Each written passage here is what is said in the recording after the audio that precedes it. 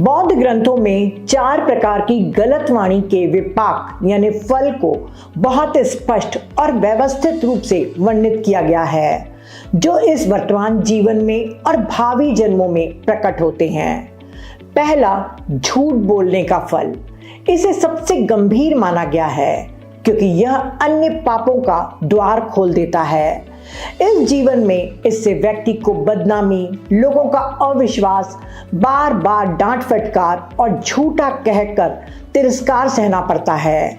अगले जन्मों में इसका प्रभाव बोलने में कठिनाई, बदसूरत चेहरा या मुंह, बार बार झूठे आरोप लगना तथा नरक, पशु योनि आदि दुखद लोकों में जन्म लेना होता है।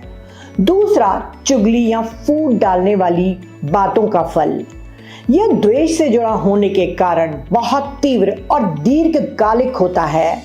इस जीवन में अच्छे मित्र अचानक छूट जाते हैं, लोग दूर हो जाते हैं और विश्वासघात का दुख सहना पड़ता है। अगले जन्मों में बार बार मित्रों से धोखा मिलना, अकेलापन, शत्रुओं की संख्या बढ़ना और दुखद रिश्तों में बंधना इसका परिणाम होता है। तीसरा, कठोर या अपमानजनक वाणी का फल। क्रोध से उत्पन्न होने के कारण यह दुखदाई होता है। यद्यपि यह झूठ या चुगली से कुछ कम तीव्र माना जाता है। इस जीवन में लोग बिना कारण उसे नापसंद करते हैं, बात सुनकर चिढ़ते या क्रोधित हो जाते हैं। अगले जन्मों में कर्कश या अप्रिय आवाज मिलती है। लोग उनकी आवाज सुनकर ही चिढ़ते हैं। उसे बार बार अपमान सहना और अन्य दुखद अनुभव इसके विपाक के रूप में मिलते हैं। चौथा, व्यर्थ या बेकार बातों का फल। अन्य तीनों की तुलना में सबसे हल्का लगता है, किंतु बार बार करने से मन भटकता है और ध्यान समाधि में बाधा पड़ती है।